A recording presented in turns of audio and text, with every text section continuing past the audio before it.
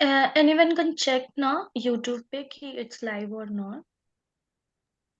Okay, मैं हाँ, check कर रहा हूँ। तो it's live, I think so. Good to wait go. Wait Diwani, I am also. हाँ, लाइव है Divyani.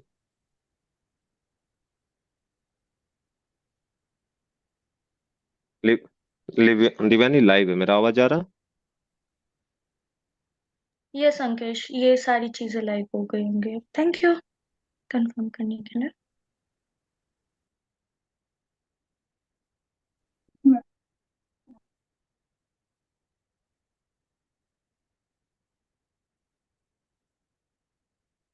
Yeah, it's live. Even I checked.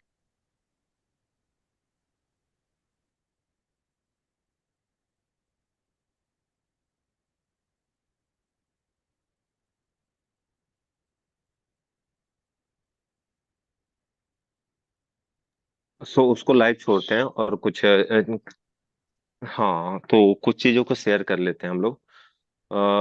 मतलब को होस्ट में आई थिंक निखिल, आपको मैं बना रहा हूँ को होस्ट। अंकेश, ये सारी चीजें लाइव जा रही होंगी। Okay, sorry. We are discussion तो यूट्यूब पे दिस इज गोइंग हाँ, लाइव। मैं तो उसको लाइव छोड़ते हैं और कुछ हाँ। मैसेज टाइप कर दो ना चैट हाँ, बॉक्स में। मैसेज।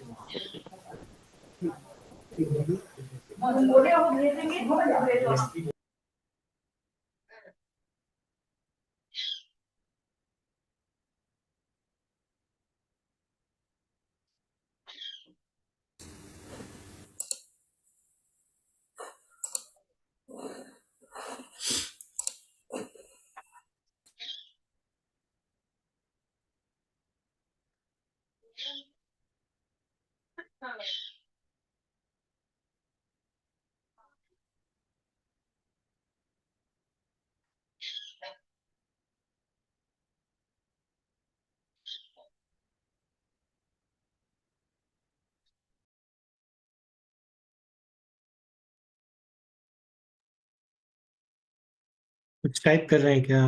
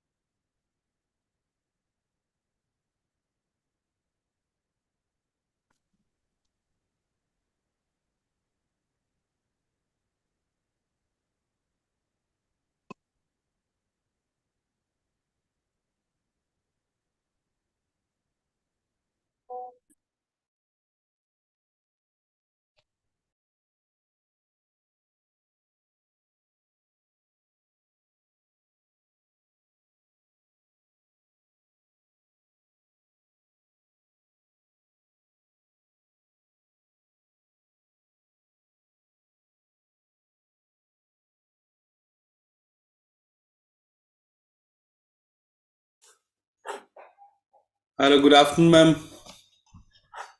गुड आफ्टरनून सर, कैसे इज हैं आप? इट ऑडिबल या यस यस, या सर टेस्टिंग इज डन या अच्छे से आवाज आ रही है।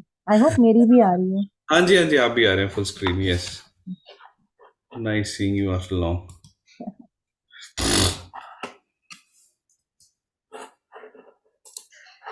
Hello afternoon, Anshu. Ramesh. या hello good afternoon ma'am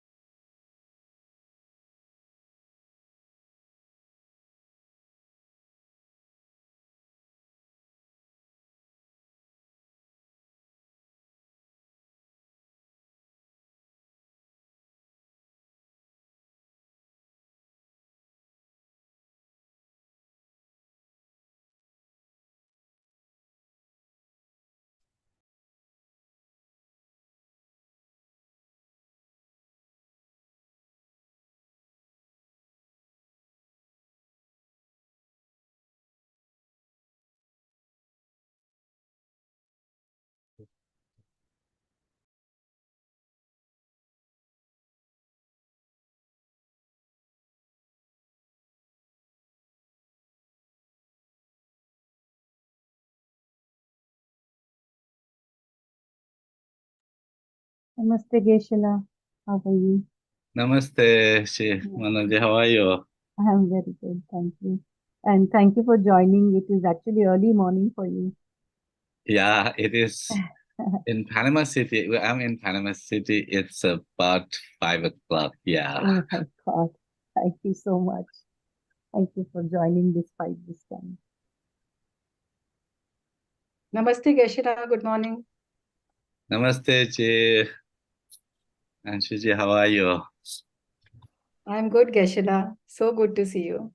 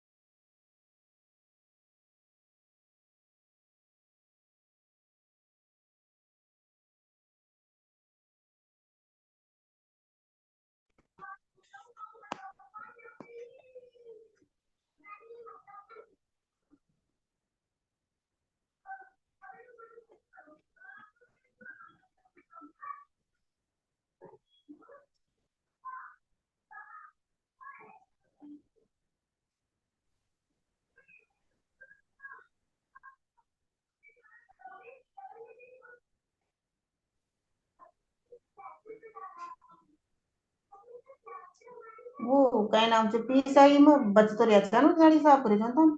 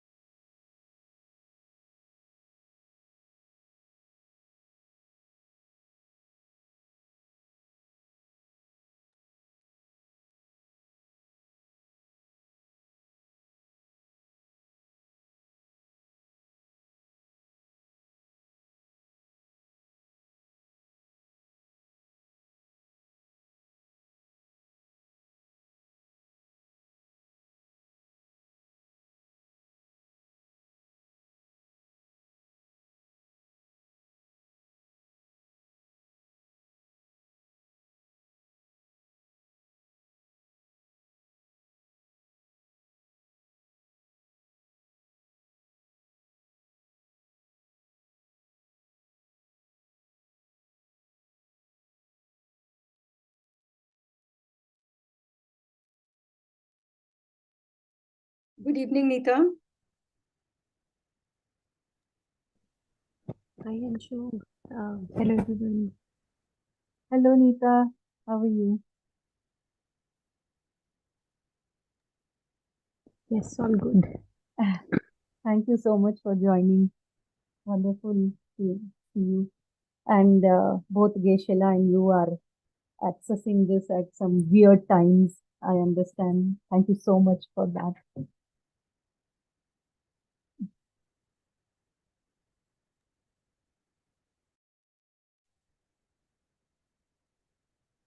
Shall we start?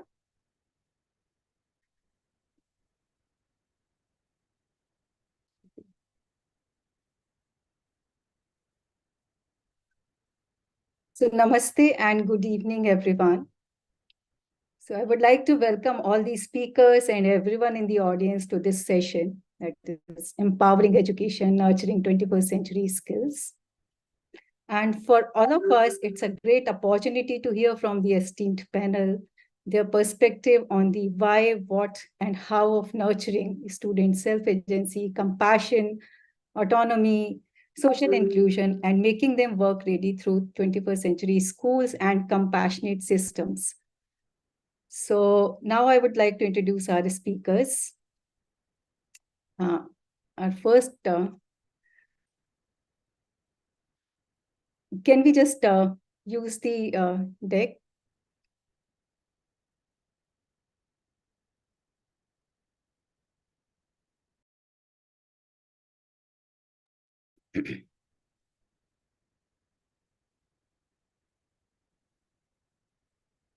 Kamaljeet, are you there on the call? Can you share the screen? I will. Just one second. No worries, Kamaljeet. I'll wait for you.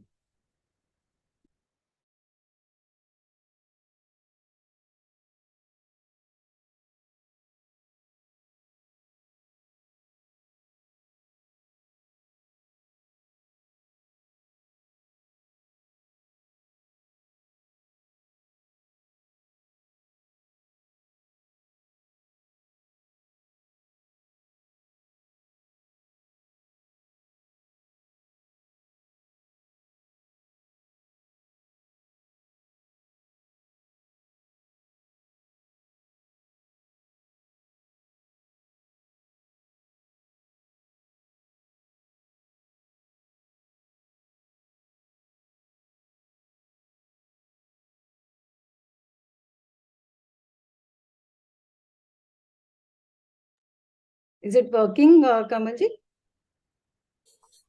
Yes, it's working. The screen is coming up. Yeah.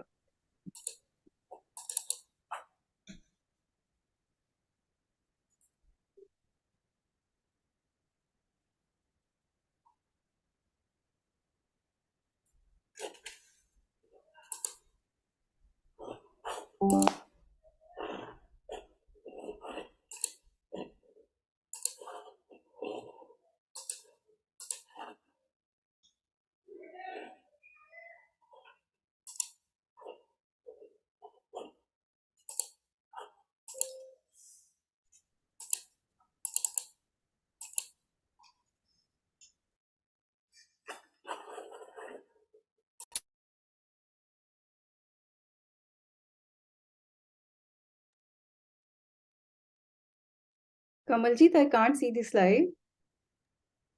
Yeah, I think Devyani is putting it up. Just give me another 1 second. I'll try and do it myself.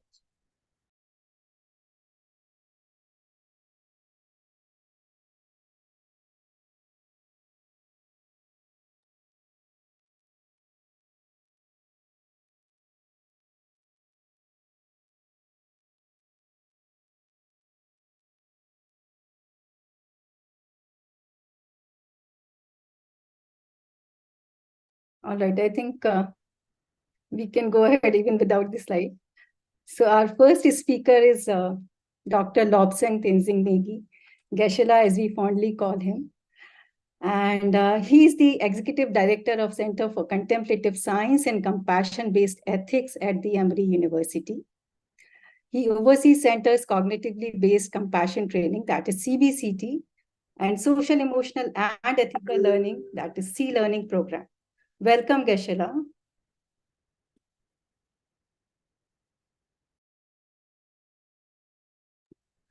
Thank you. Thank you, Anshuji. Thank you so much. Thank you, Geshe-la. Thank you for joining us. Kamaljit, next slide.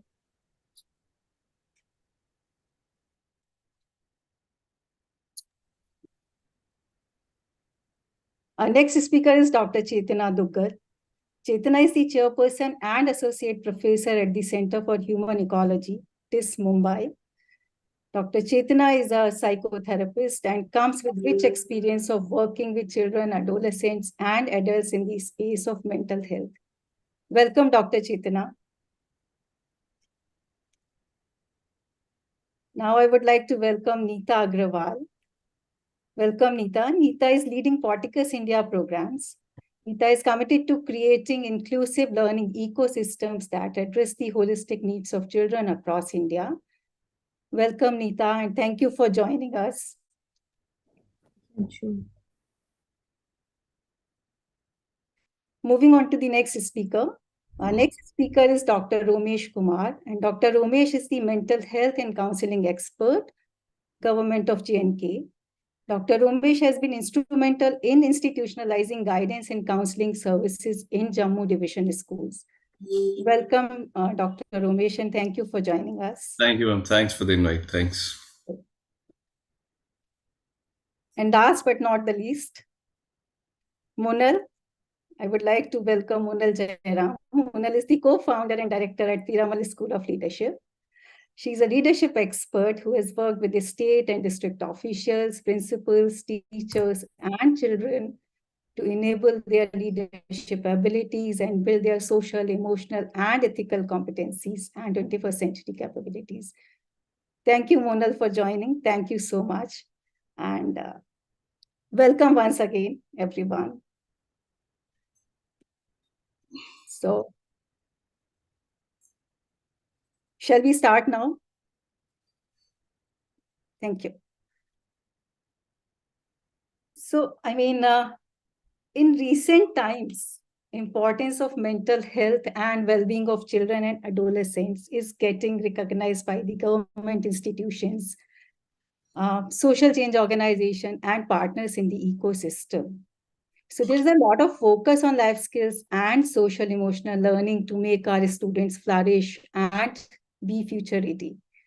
So Dr. Chetana, my question is, why mental health and emotional well-being is a pressing issue with children and adolescents? How does stress impact brain development and cognitive functions like decision-making and problem-solving?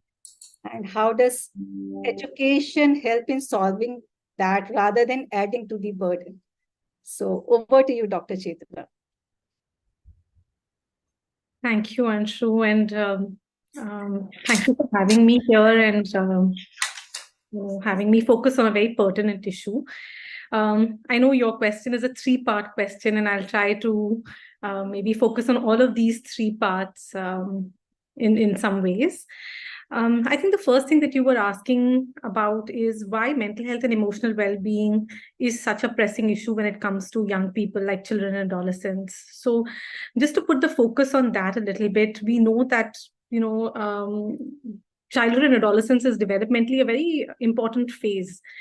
There's rapid development happening, and there's a lot of change that young people are seeing.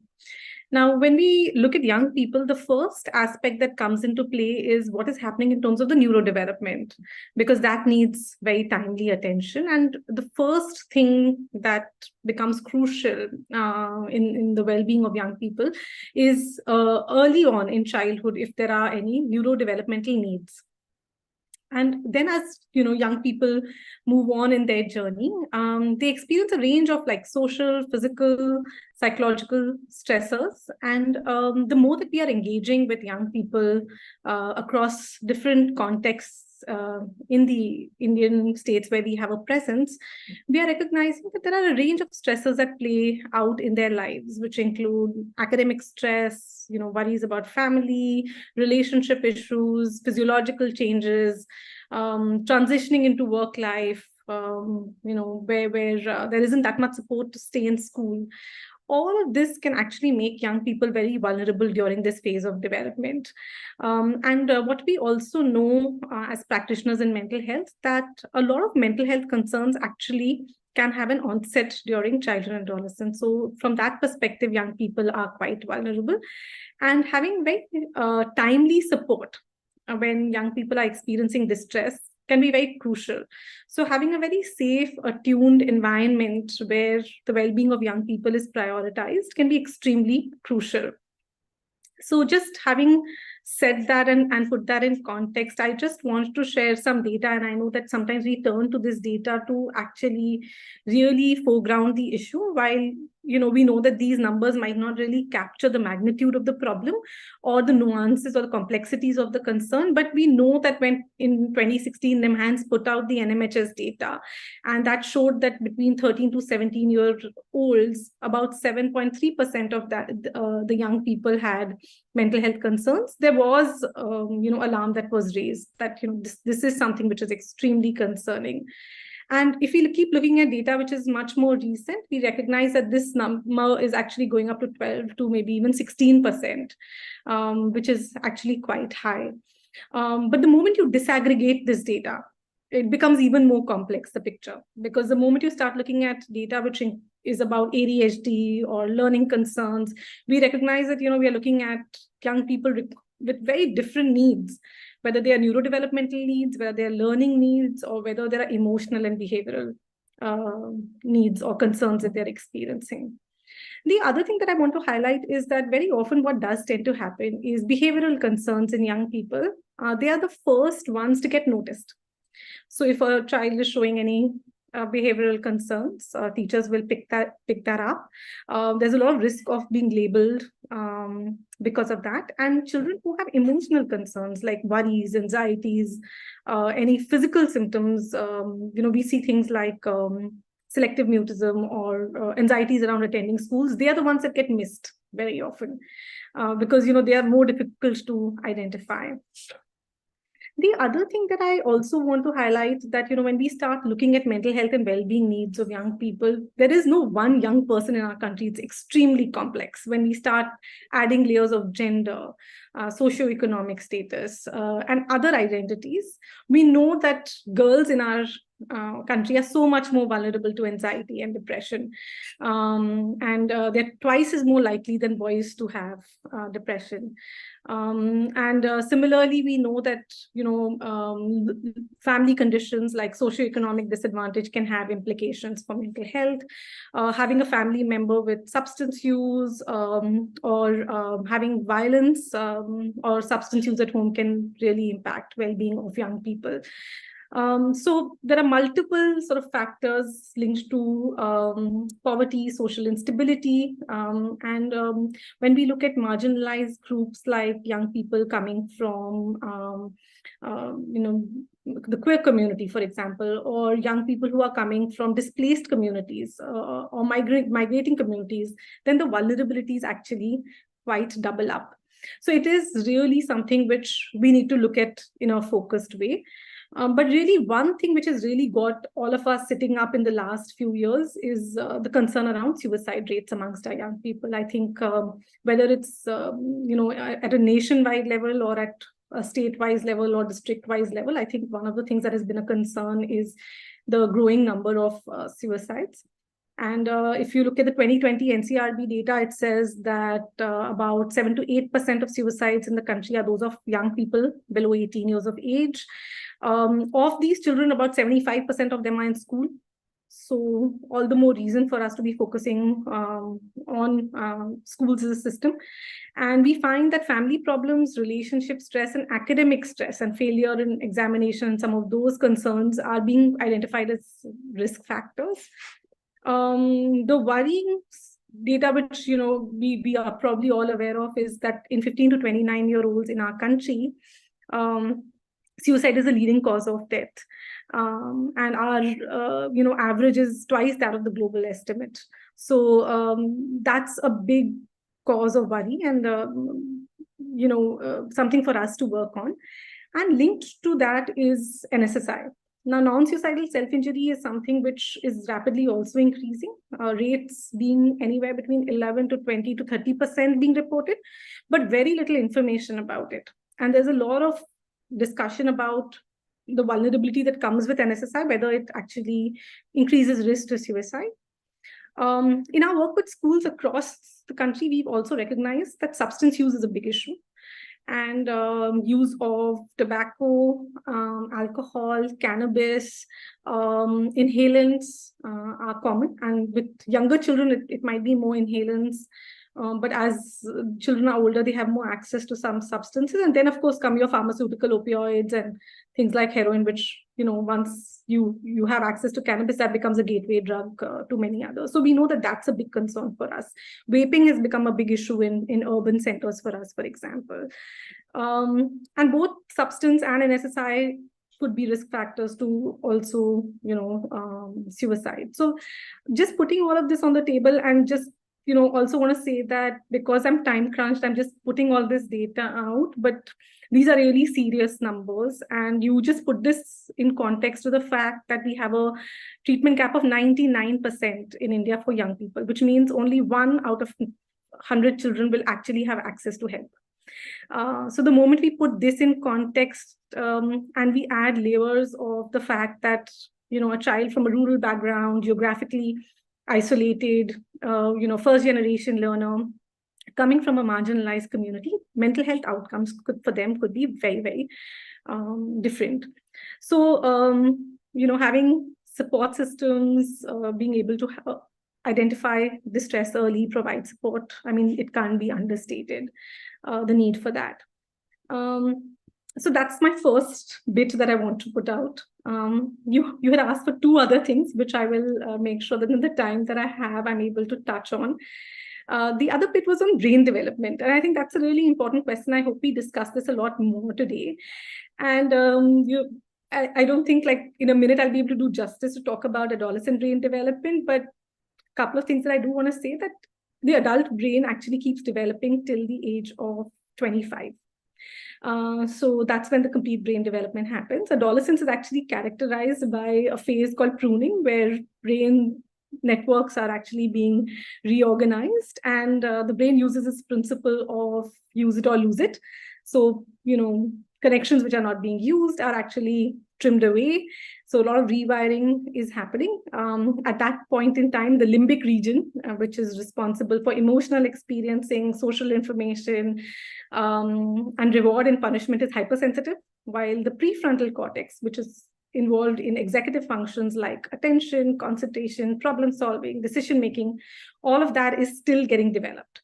And very often we talk about why young people might, assess risk differently. And I'm not saying that they are risk-taking, because it's not the same thing. It's a very nuanced way of understanding this, that they might actually assess risk differently. And during situations where there is potential threat, they might be hypersensitive to that, because the capacities for regulating, perceiving threat, making decisions are leaning a particular way, because the prefrontal cortex is not so active, which is why we talk about the fact that having adults who can lend their prefrontal cortex to young people in very, very compassionate ways can actually demonstrate emotional regulation and help them co-regulate the brain. So the brain actually does really well when someone else can co-regulate for us. And that's important for us to make a note of, because stress increases cortisol levels. And the moment cortisol levels increase, it can lead to the amygdala being a lot more active and connections to the prefrontal getting impacted, which is why we see things like when children experience chronic stress, attention and concentration gets impacted, motivation gets impacted. Very high level of stress then goes on to lead children to be in hyperarousal or a heightened state of alertness, which then gets them to pay attention to more negative stimuli, process information differently, make decisions in a particular way. So while what comes to notice is the fact that the child is not motivated or is not engaged or is perhaps seen as not interested in studies, the truth of the matter is that what could be happening is the child is experiencing very stressful situations. The brain is responding in a particular way. So safety is something that I want to highlight, that if a child feels safe psychologically, then the child has more capacity to stay regulated. And even if they were to get dysregulated, having a safe adult could be a huge protective factor, because that would help the child co-regulate. So I want to just flag that. And one other aspect which there is a lot of attention to now is, a trauma-informed approach, because we know that children who come from vulnerable communities, marginalized groups, they experience a lot of adversity. And if there is ongoing trauma, violence, neglect, and abuse, it can have lasting psychological impact on young people, because the brain is still developing, and the footprint of trauma in the body and the brain can be something which can stay on with the young person. So just 2 or 3 last points. How does education really come in? So schools become a very important system, therefore, because so many of our young people are in schools, and education systems where we promote safety through positive school climate, we can actually improve social, emotional, and educational outcomes. In fact, one of the things that I always say is that educational or academic outcomes cannot be ever delinked from social, emotional, and mental health outcomes. If we can take care of the well-being of the young person, the academic outcomes are taken care of.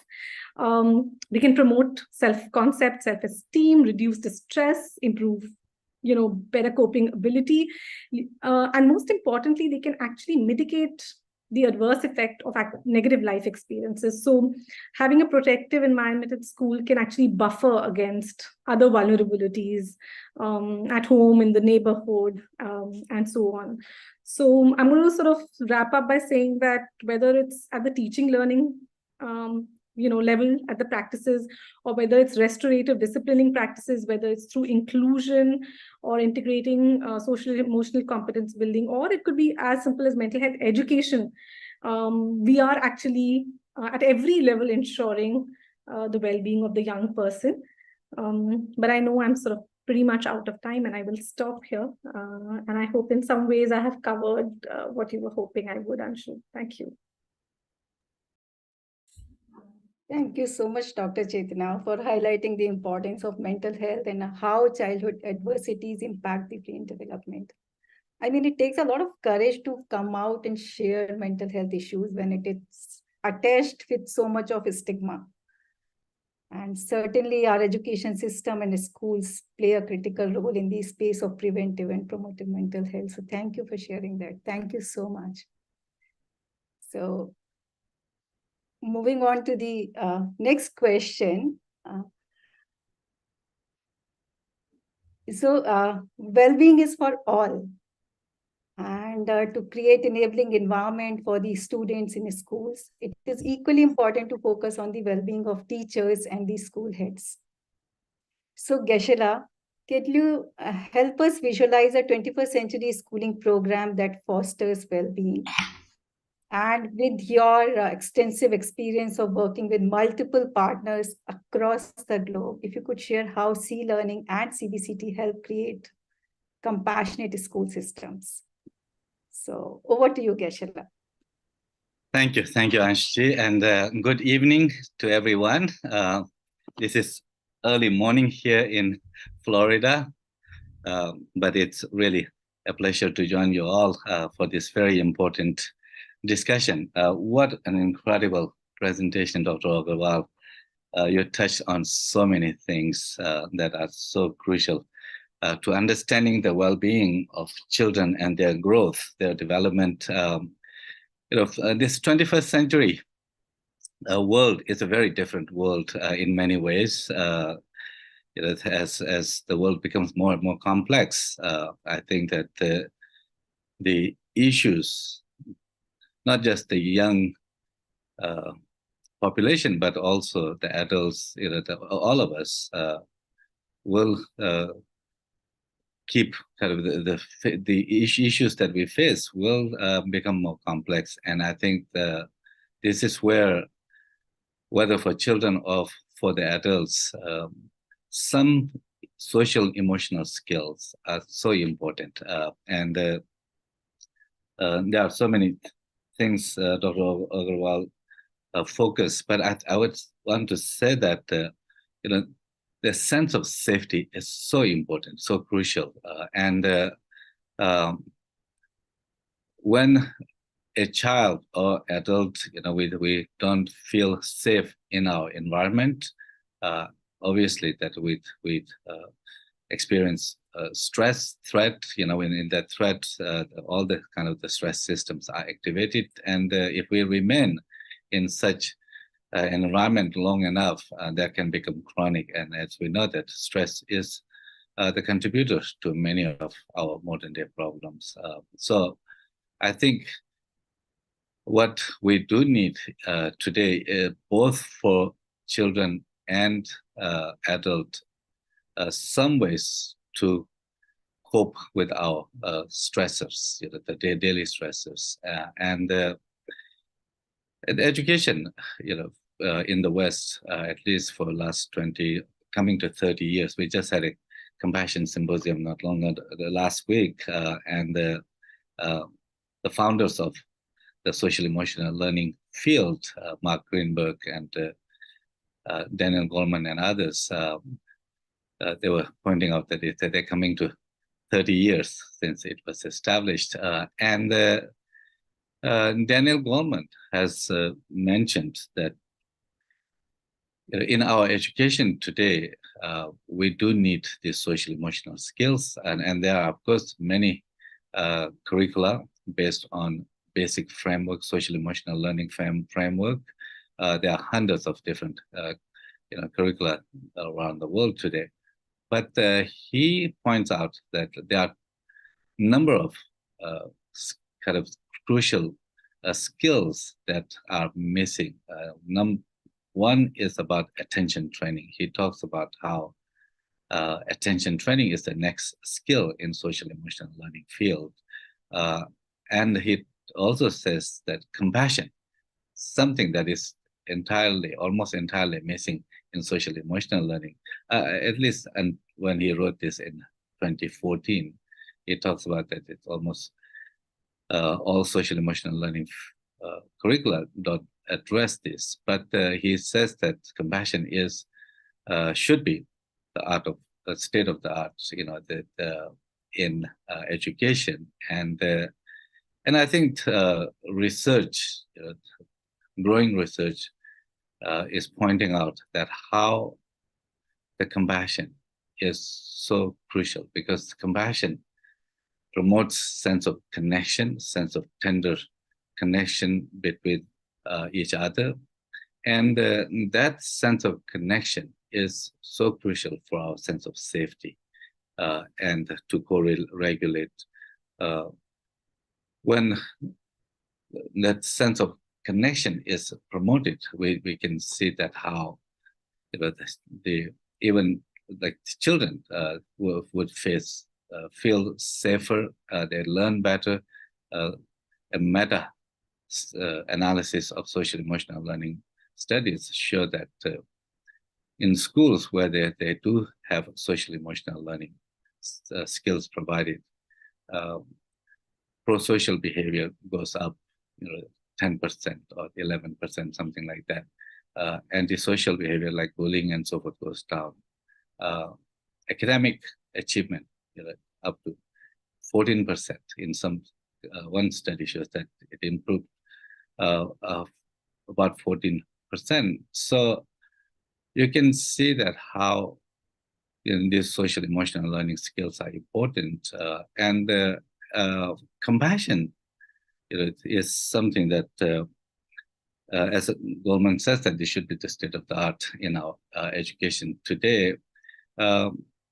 It's clear that if the compassion promotes a sense of warmth and tenderness among each other, then it promotes a sense of safety. It promotes a sense of trust that also promotes reciprocity, cooperation. And we know today that, as social beings, we are entirely dependent on each other. And if we live in an environment, whether it's school or family, as Dr. Agrawal mentioned that, like the early trauma or the early abuse, which can be physical abuse or emotional abuse, or just being in very adverse condition, being in a home where there's the lack of safety, where if the parents are struggling, or if a number of issues there, you can see that how it affects that early child development. And the studies today are pointing out that actually the main engine that has driven our evolution, if you will, where we are today, it's not competition, but rather it is the cooperation. That it's a cooperative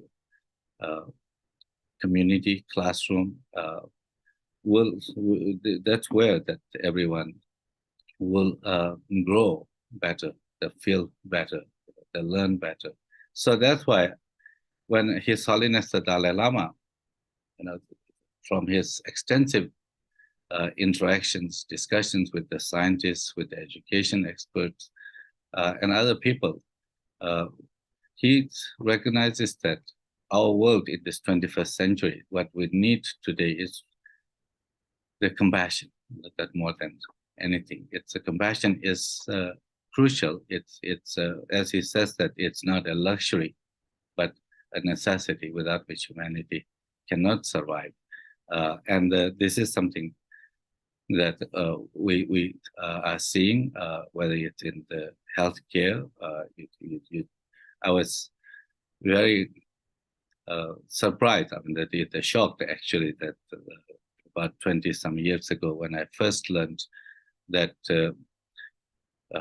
of all the professions, like the healthcare, for example, in America, that profession suffered the most mental health issues, suicide included.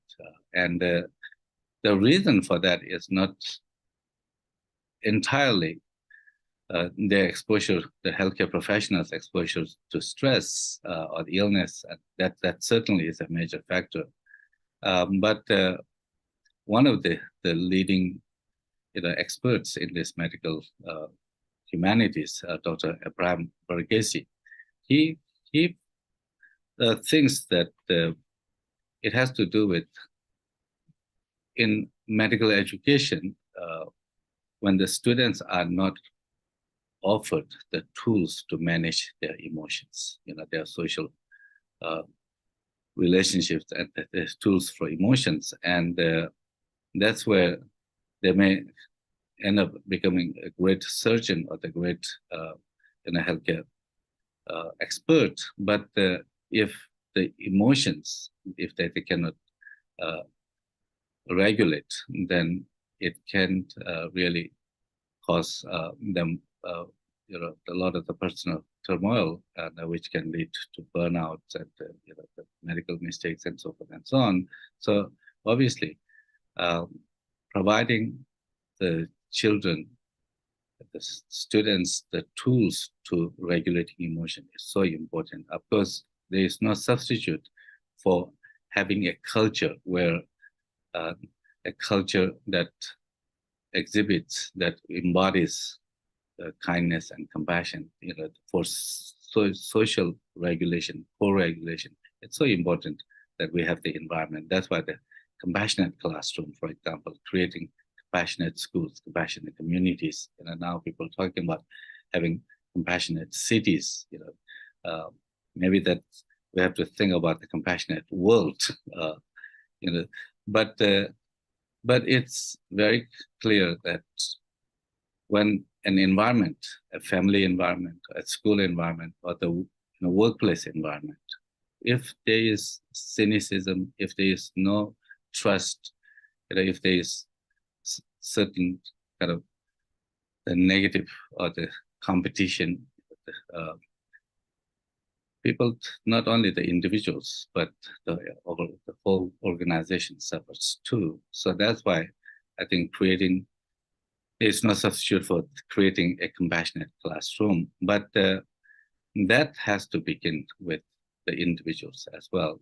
That until we can create that, creating a compassionate classroom would require the teachers embodying compassion, because if the teachers are embodying compassion, they will be able to regulate the children when they come to class dysregulated, and not only the teacher but the administration. And research is also clear that actually, if the parents are also embodying or familiar with the social emotional skills, the children do better. So in bringing compassion and related skills to managing our emotion, our interaction with each other, I think that we do need to come up with programs that look at the child as a whole, as whole child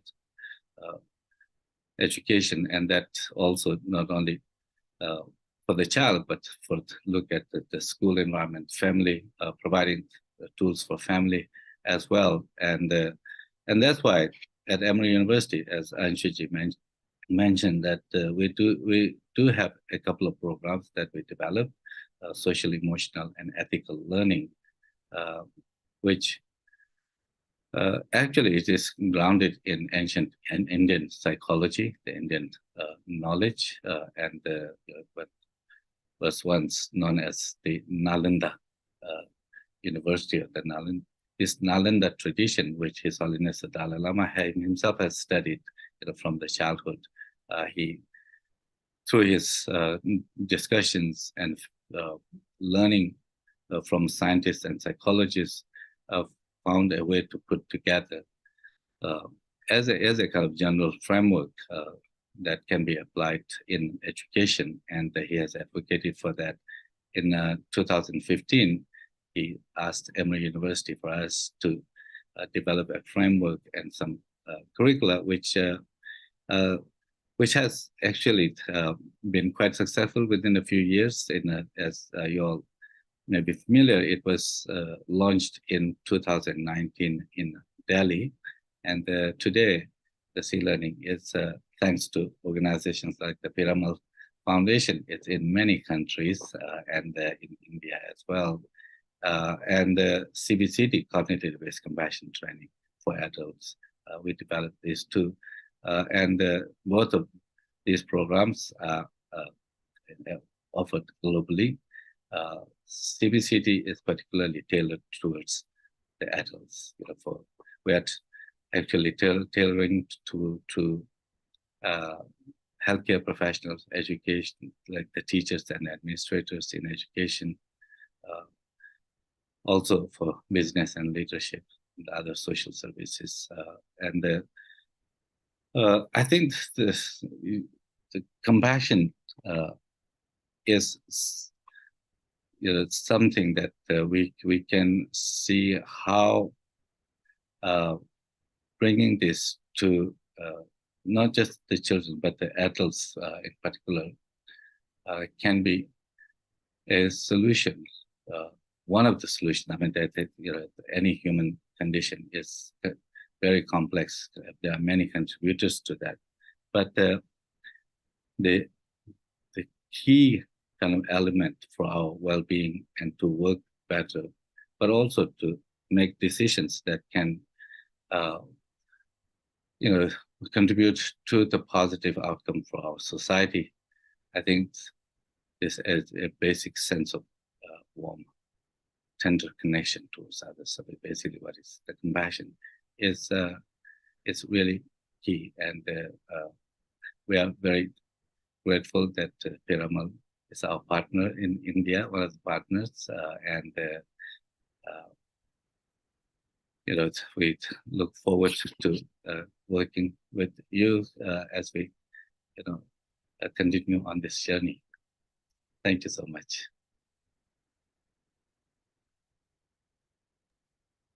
Thank you so much, Keshara, for the profound sharing. I mean, as human beings, we all seek connections, and you emphasize that sense of safety is so critical. Feeling unsafe causes stress and activates the stress system.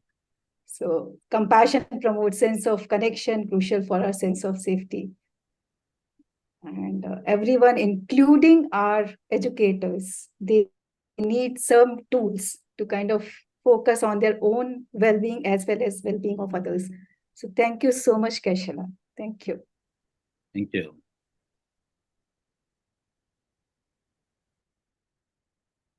So now the next question is for Monal. And so, I mean, for our children to emulate 21st century competencies, it is important that all adults in the value chain, they also focus on personal transformation. So, Monal, I mean, why is this work critical in the context of public education system? What would be the key principle or say the strategies to create scalable models of 21st century school education? Over to you, Monal. Thank you. Thank you for the question. And thank you so much, Dr. Chetna and Geshala, for wonderfully taking us through how well-being is important. I think I will be focusing a little bit also on, or a lot on, a whole piece of 21st century skills that we at the foundation are looking at. And through the work, whatever we seem to be learning at the moment. I think what I'm going to do is to look at it from three angles. One is, of course, the child's perspective. You can never miss that.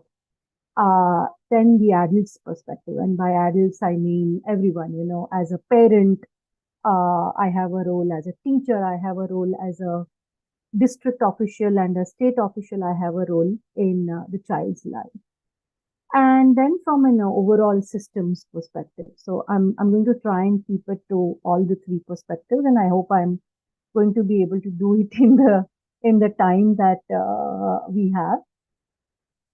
I actually want us all to, close our eyes for a second and just imagine a girl who is from a tribal interior.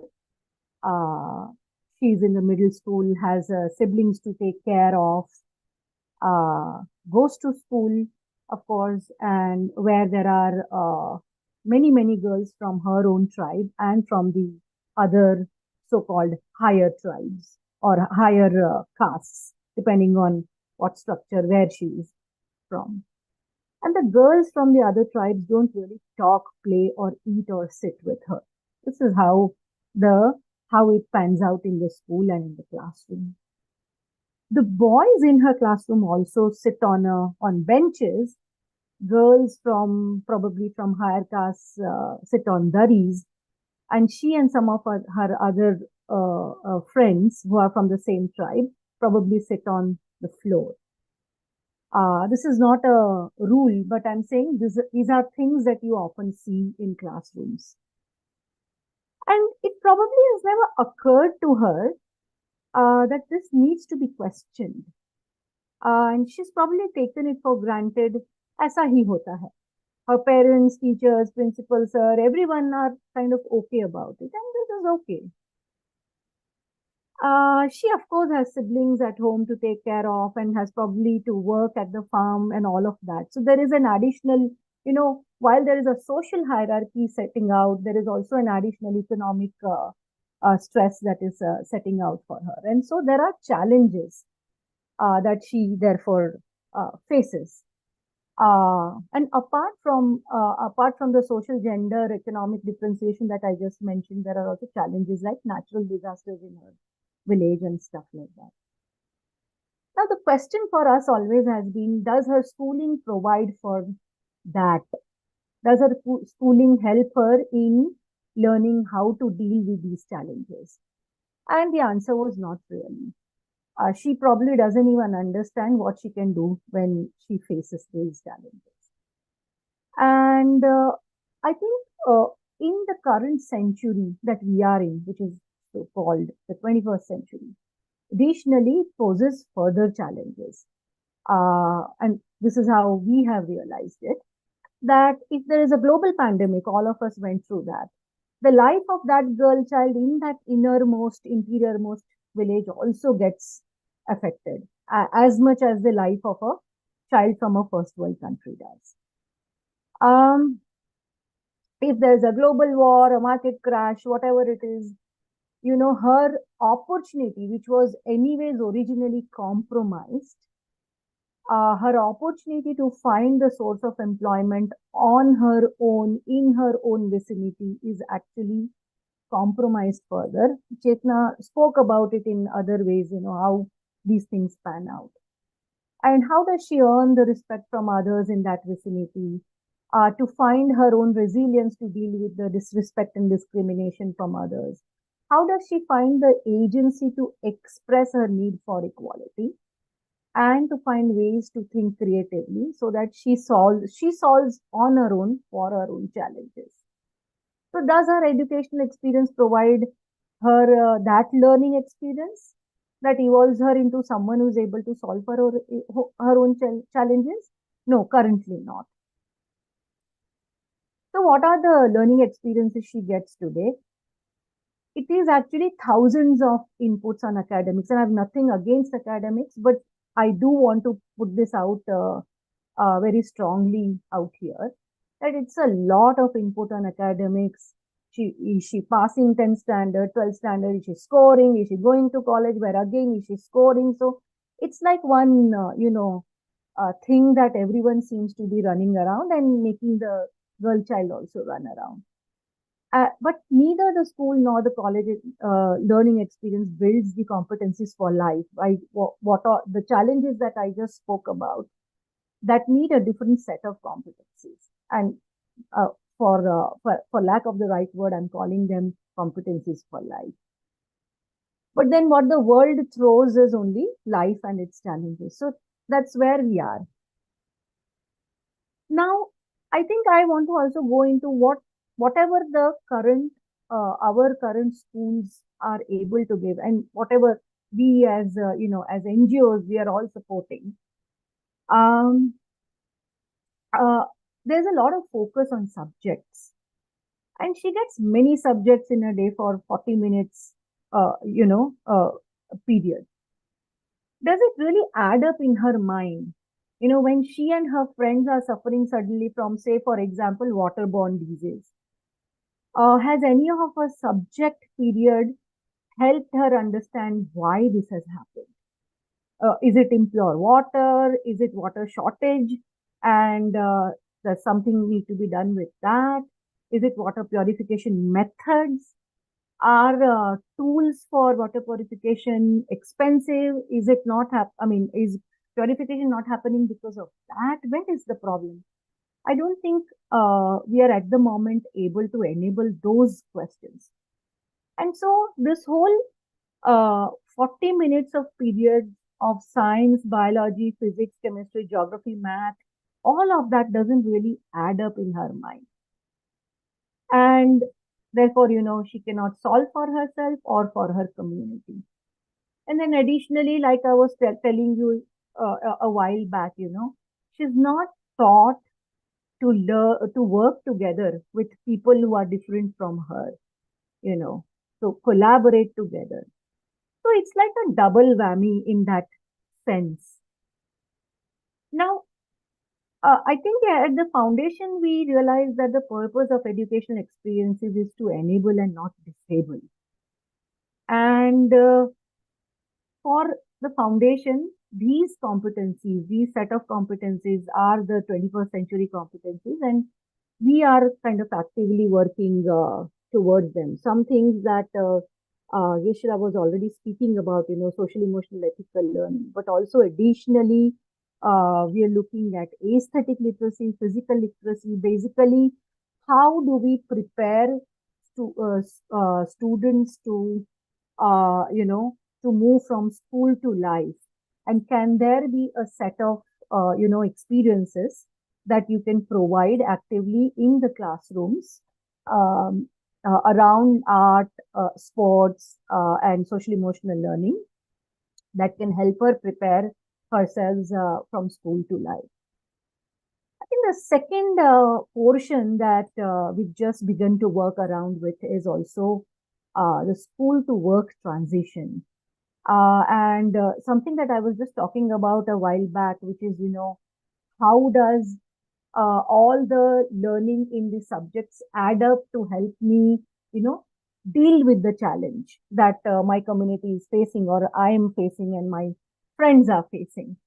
So how does that all come together as projects rather than as separate subjects?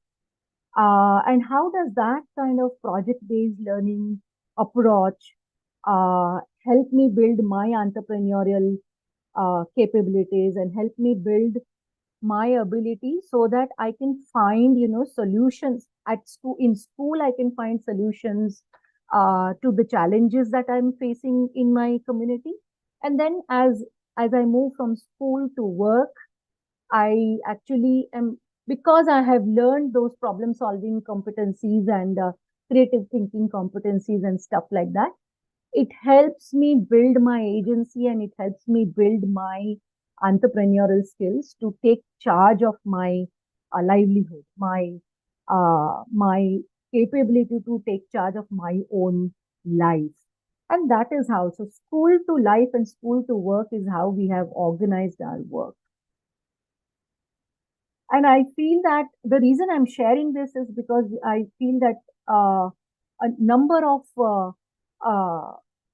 states where we have been now working with the state authorities and the district authorities, we are seeing how if we organize this into classrooms and into schools and into the system, this can actually yield a good result in terms of what the boy children are learning. Now, I would request everyone to park this for a while and, look at this from an adult's context. I was just mentioning a while back that all the adults, parents, teachers, principals, district officials, state officials, whoever is, taking the decision for this girl child. I want to look at it from that angle. And I think about 10 years back when we conducted some researches with Harvard and New York University and all of them, we were asking this question, why would 21st century learning happen or not happen? And one of the key learnings from that research was that most of us adults, all of us included, we're all stuck with methods that we have established since 200 years of the schooling systems. So no educational reform can actually happen. Whether you see the previously written education policy, whether you see the previously written NCF or, probably today, I'm not very this thing about NEP 2020. I'm much more hopeful about it. But I think in the past, if you look at what has not worked, it is our prime learning was that as adults who are taking decisions for the child, we're all stuck in a certain way of operating. And that certain way of operating is a lot to do with, um, not looking within and not practicing our own personal transformation. So it is all about what am I giving to the child? What am I giving to the child? What am I giving to the child? बच्चा नहीं पढ़ रहा है, एक programme लगा दो. बच्चा नहीं पढ़ रहा है, टीचरों को इनपुट दे दो. बच्चा नहीं पढ़ रहा है, कुछ और कर दो. But nothing about बच्चा नहीं पढ़ रहा है, and as an adult, do I have a role in that? Is there something that I can change in my way of doing things that can help children evolve and, grow? And we learned that primarily children learn from emulating, children learn from watching adults as role models. ये घर पे भी होता है. So if as a parent, I want that my child, learns about love and about respecting others, respecting elders, and, about honesty. But my child watches me practice dishonesty in whatever different ways. My child is going to learn that first. Similarly, if I want as a teacher in my classroom or as an official in my district, if I want my children to learn, risk taking or compassion or, creative thinking and problem solving and all of that. But if the child continuously sees that my teacher is not doing those things and my teacher is, just going ahead doing the standard things, the child is going to learn from that role modeling first. So this was one of our very, very big, realization from that research. And we realized that it is uh, uh, uh, till we as adults do not ask ourselves, what are we here for? And till we do not ask ourselves why we are doing whatever we are doing, and we just keep running our programs and running our classrooms and, just keep doing things, this transition or this transformation is not really going to happen. So 21st century, with all the things that Geshila and Chetna were talking about, if the adult has not transformed herself, and if the adult has not transformed her own action, for the child to learn from that kind of a role modeling is not going to happen. I think that was our biggest discovery. And all our work in the last 10, 15 years actually has been around, and we call it leadership development, but really it's a lot of personal transformation journey that we kind of create for all the adults in the system, even more than what we do for children. In fact, for the first 10, 15 years, we only worked with the adults because we felt that so internally within the organization and then along with the government and the officials in the government, the only thing we were setting up is these personal transformational journeys. And we've seen some very interesting movements and interesting results of that, whether be it where Junjunu is today in Rajasthan, or where several other districts from Orissa and MP and all, Jharkhand are today. I think we've seen that those small changes that each one of us as adults make in our actions and in our outside to inside kind of looking at what is it that I'm here for, what is giving me the meaning for the beautiful work that I'm actually responsible for. Those things actually help in not only strengthening what we take back to the classrooms, but also help in strengthening our systems which generally we all believe that अरे system में कुछ नहीं होगा, change नहीं होगा. But really, it is each one of us when we practice these practices that probably Keshila was also talking about in CBCT, and some work that we've done in the past. I think it is about these practices that is going to bring about the change. That is how I'm looking at personal transformation. I just want to give one more example and then end. I think for us, this idea of personal transformation is extremely critical, especially when we are talking about how this pans out in the way the system runs. And I want to give an example of, some of the workshops and meetings that we are part of. And we often hear especially when we are talking about love and compassion and stuff like that, we hear this often that अरे भय बिना प्रीत नहीं, yeah, which means that there is no love without fear. And I think I'm sharing this to invite all of us today to think about, can fear kill fear? Is that even a possibility? So what are we promoting in our classrooms or in our schools or in our districts or as parents in our houses, in our homes, is extremely important. Is it about self-transformation? Is it about love? Is it about compassion? Or is it about, inviting fear to invite more fear? What are we doing is a very, very critical question to deal with.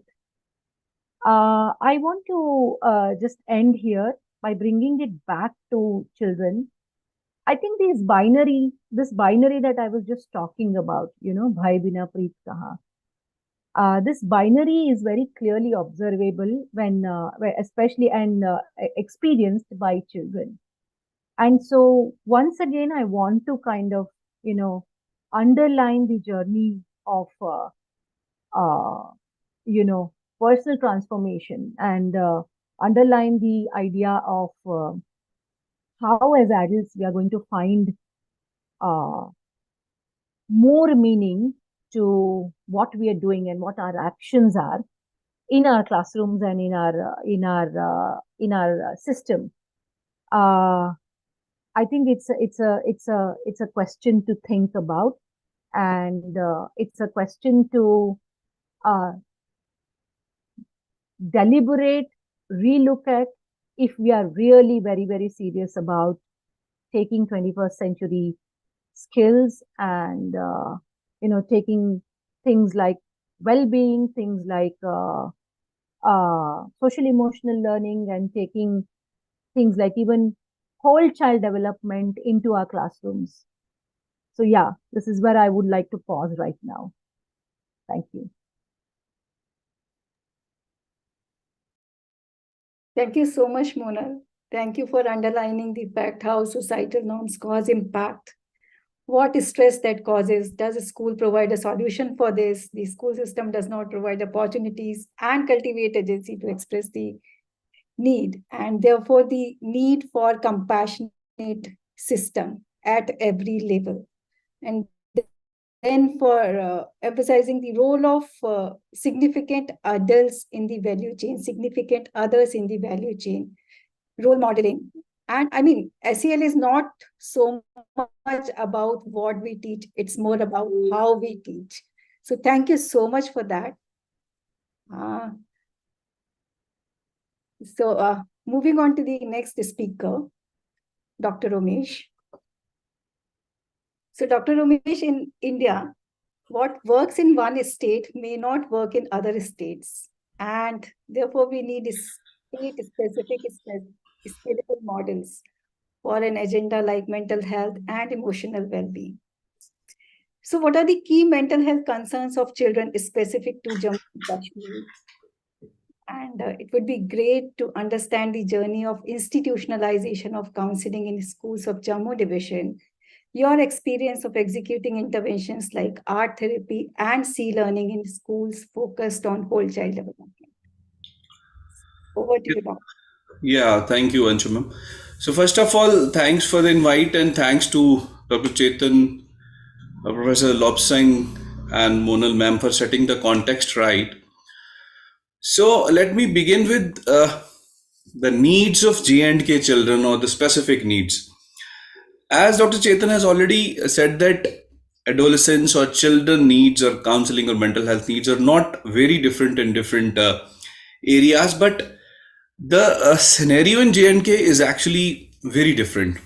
It has seen conflict, it has seen cross-border shelling and firing, it has seen terrorism, it has seen migration, it has seen social and political disturbances, it has seen refugees. There was a lack of engagement in terms of employment opportunities. There were inaccessible areas.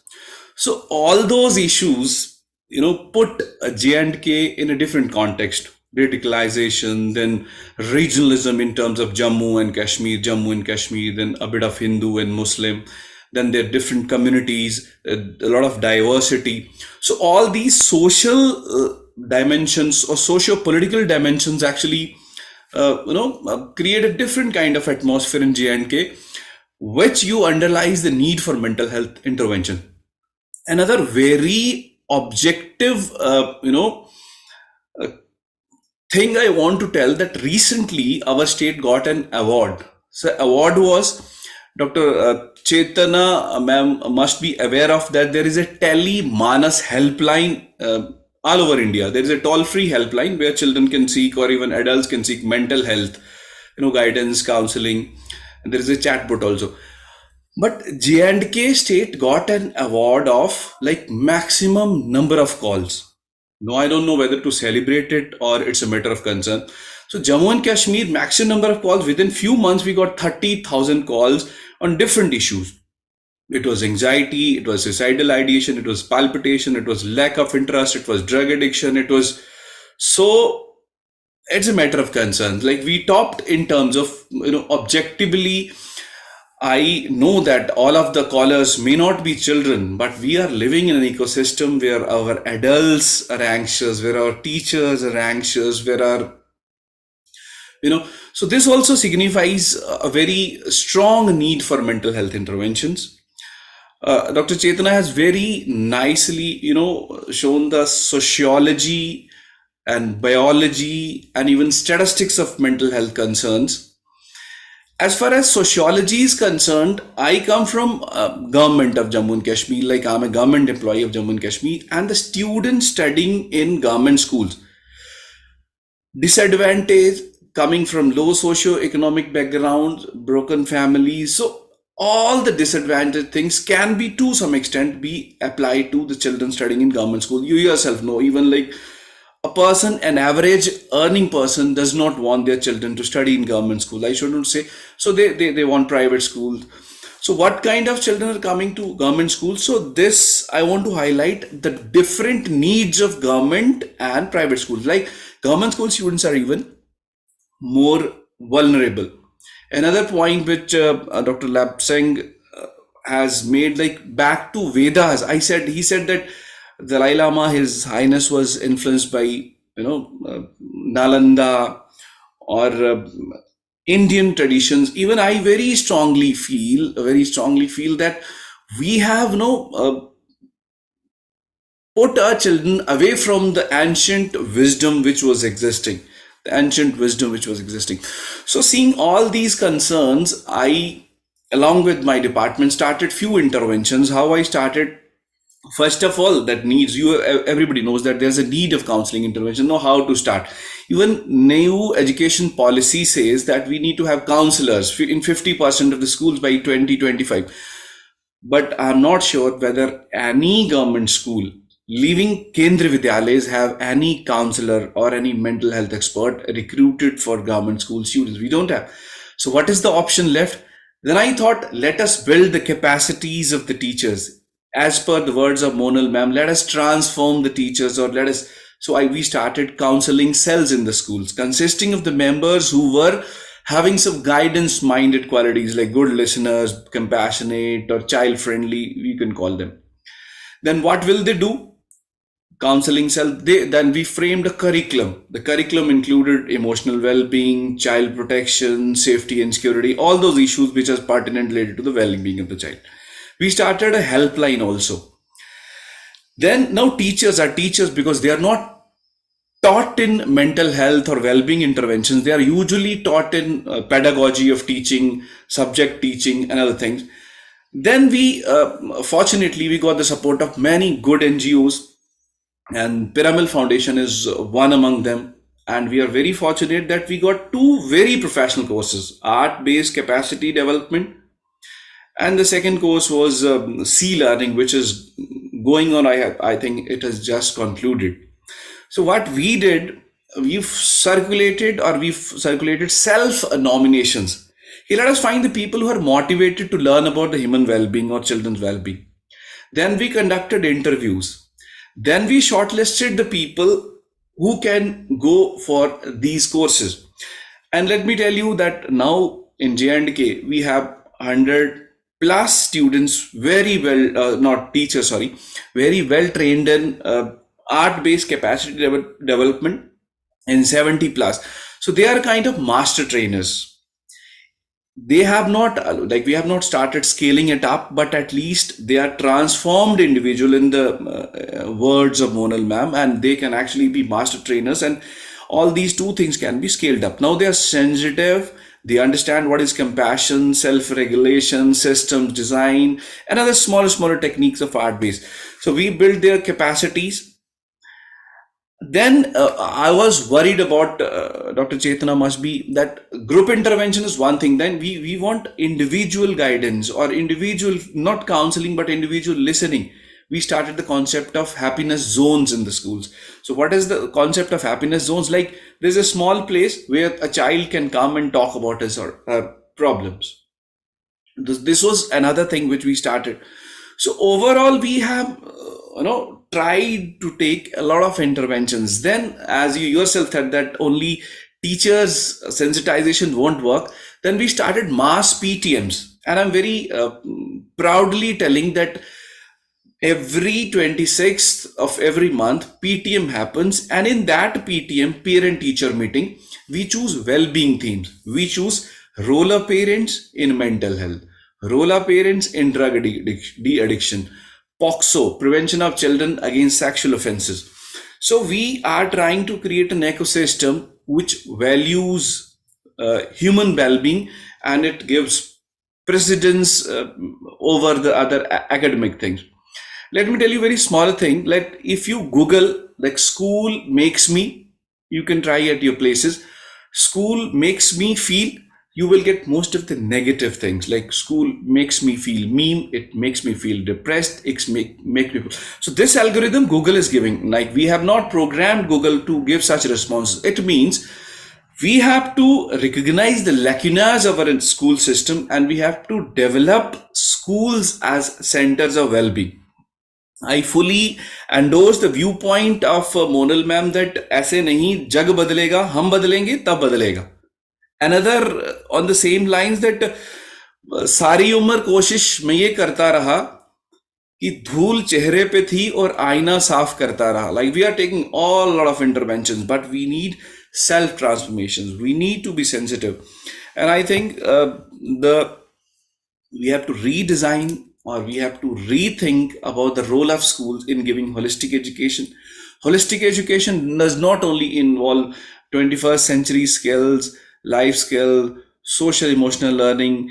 Even I go to the extent of sex education in school, adolescent education, and peace education, mutual coexistence, cooperation instead of competition.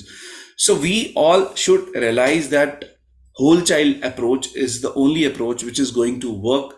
We should not create geeks. We should not create professionals not professionals who just want money. We should create human beings. We need more human beings than technocrats. We need more compassionate people than the people who are motivated by economy only. So with this, ideas in the mind we are trying in Jammu and Kashmir, and I think we will get the support of organizations like Pyramid Foundations and others, and the support of, and let me share with you that a teacher sitting in a far hillock or in a countryside getting a certificate of qualifying for C learning from Emory University, I cannot express the feelings, how much motivation the teacher is getting, how much empowered the teacher is feeling. So thanks for connecting our remotest teachers to an international university and giving them the message. I think this certificate in itself will motivate them to act as brand ambassadors of compassion and cooperation and other well-being. I have tried my level best to introduce well-being themes in school curriculum, and I think in future, with the cooperation of all the intelligentsia and organizations, we will be creating more such ecosystem in the state so that we can make our children flourish and more mentally healthy. Thank you very much. Thank you so much, Ramesh sir. I mean, thank you for underlining schools as centers of well-being. I really like that. And it is so inspiring to hear the incredible work state institutions are doing, keeping well-being of the child at the core. And the innovations you are doing on the ground, like happiness zones in the schools, mass PTMs, they are incredible, I would say. Thank you. That phrase, hum badlenge, jag badlega. So yes, self-change only will lead to system change. So thank you so much for that, Ramesh sir. Thank you. So now moving on to the next question, and this is for Neeta. Neeta, philanthropic organizations like Porticus play a key role in shaping the ecosystem around critical focus areas like SEL, mental health, gender equity, social inclusion, and whole child development. So can you please share why whole child development is critical for creating just and sustainable future? How do you bring about that sustainable change in schools and in systems? And how do you see the philanthropic landscape for agenda like whole child development? Over to you, Dita. Thanks, Anshu, and thanks everyone who's spoken before me. Very inspiring. And I think the premise of whole child development की ज़रूरत क्यों है, whole child development क्या है और हम कहाँ पर हैं, वो सब इस्टेब्लिश हो गया है. सारे स्पीकर्स ने उस पर बात करी है. और मैं डॉक्टर रमेश की बात को और आगे पिक करूंगी कि धूल चेहरे पे थी और हम शीशा साफ कर रहे थे. काफी टू द पॉइंट है. And I feel probably donors and funders के लिए और भी ज़्यादा applicable है. I think and as I've seen this space evolve, I feel like the questions that we are asking is not reflective of, would I be satisfied if my child was only getting literacy and numeracy in the school, right? And as a parent, what is it that we want for our children, which is pretty much holistic education, pretty much responsive, compassionate, empathetic. So I feel like we've got all those levers with us. And if we are not okay with just literacy, numeracy with our own children, why do we expect a paradigm of this non-holistic education? Like, to me, the premise of the question shouldn't be existing, right? Education in itself is holistic. Learning is holistic forever. We fragmented it, and now we are saying, oh, let's just go back. So I feel like that moment of reckoning and reflection to what Dr. Ramesh alluded to, कि वो challenge है कहाँ पर, I think is critical. And just to add to this, I feel there's already a lot of expertise, there's a lot of understanding in the ecosystem from all of you that I've heard. I think the role that funders play is hopefully not fragmenting it, so not asking questions just skill based and competency based, but looking at it from a much more broader lens. So one, in my lens, I would say, the important thing is education doesn't yield immediate outcomes. So what I'm doing right now will not just show up suddenly in a year's time, right? So it's a long haul. So recognizing that the holistic education, holistic learning is a process, it requires more time, I think is the key to how funding happens, how assessments and monitoring and learning happens. I think what philanthropic organizations where they're uniquely placed is to nurture connections and build bridges. So there's a lot of great work that's happening within India, across the globe as well. So how do we make those linkages more apparent, more possible? To me, I think that's a critical one that philanthropies can play a key role in. Again, innovations, research that's happening just to build this field and build this ecosystem. And of course, I'm not saying that the grassroots work doesn't happen, but I feel like because that's the work that government should anyways be funding, right? The funding from government on holistic education is part and parcel of the program in itself. And therefore, where philanthropies come in is to advocate, to build a more narrative around this holistic education, to say it's not something peripheral, it's like heart of the education in itself. I feel, yeah. So basically, in nutshell, I would say where philanthropies play a key role in building this narrative, weaving this ecosystem together, bringing in more innovations and research into this domain, and making connections. So yeah, I'll pause here and give it back to you, Anshu. Thank you.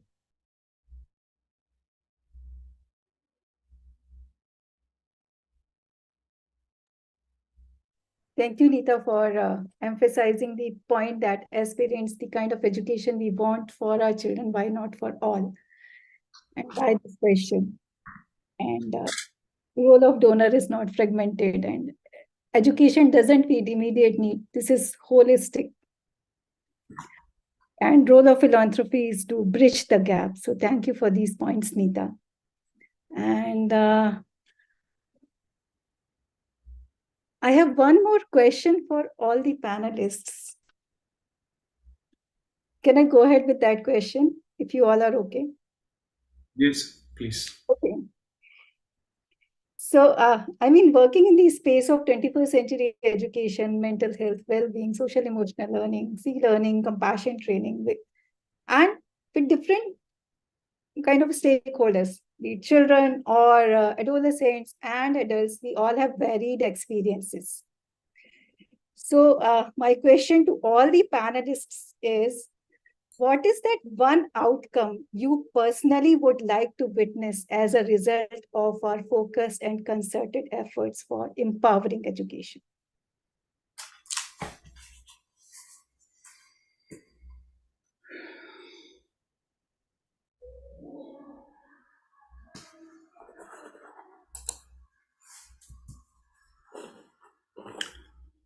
Like, which sequence like should we need to follow? Like, open to all, Dr. Ramesh. So. Like, as Neeta ma'am herself said, like, recognizing the aim of education is overall holistic well-being of the cosmos. This should be the central, like what we are producing, what is our aim? Is it economy or is it well-being? So bringing well-being of the universe or the globe as a central and not a peripheral dimension. Everything we do, it should be for that, not for economy, which we are doing, which has harmed the planet more than what we have done. And if concretely saying, like, I wish that we have a permanent mental health or well-being personal sitting in every school, in every child, and taking needs, being keeping a view over like demanding, then building the holistic report card of the child, let it include compassion, the acts of kindness, the acts of gratitude, and other such things. That will be grateful things. So I think holistic report card of the child, including a lot of well-being things, including compassion and acts of kindness, gratitude, etc. And then one person per school at least. I think this will not work. This will not work. Another thing you wanted about scalability. One thing which can scale is the teacher counselor model, that let's raise or build the capacities of our teachers and parents to a level that where they complement the role of professionals, where they act as first level counselors, where they act as referral agents, where they act as watchdogs, where they, because one counselor, even that won't suffice. But at least this is what I wish to see in near future, which is coming to my mind. Thank you. Thank you, Ramesh sir. Thank you. Maybe I could go next, and if everyone is okay with that. So, yeah, I think actually when you asked, I was thinking one, I had like immediately, 10 popping up in my mind.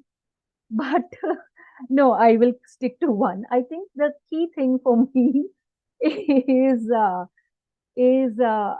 binary that I was talking about, and I'm going back to that, and I'm saying, uh, you know, the day we as a society and we as an education system move from, this paradigm of leave no one behind and therefore keep doing only foundational literacy numeracy to everyone flourishes, and therefore set up the systems like Romesh sir was talking about, set up the systems for everyone to flourish.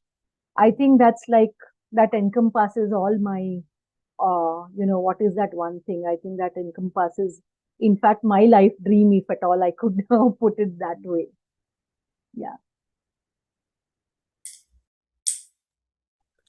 And I can go next. Please, Sorry, please. Dr. Negis. Sorry, I can go next just because I want to follow the trail that Mona left. So I feel like for me, when we make it not okay to say that, like, education is our fundamental right, life is our fundamental right. So when we become okay with when we are not okay with uh, inappropriate form of education, and education in itself manifests uh, in act of rebellion, right, where we say that we are not okay with uh, lower standards, just for these children let's use these standards.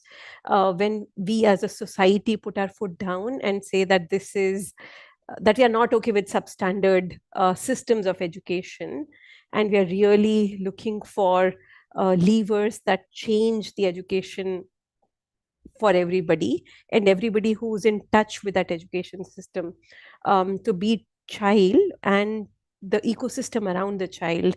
So when everybody is holding that space of tension to say, we are fundamentally choosing and revising our stance, and you're choosing to go deeper versus just like few skills, to me that will be the uh, utopian world of education, where holistic education becomes that center and we all anchor ourselves to same standards. Thank you. Thank you. Yes, as I think of what would be one outcome from this education that empowers students and the communities, I can't help but thinking that one day, if we have our communities, whether it's school or the workplace and others, there is a greater sense of compassion for each other.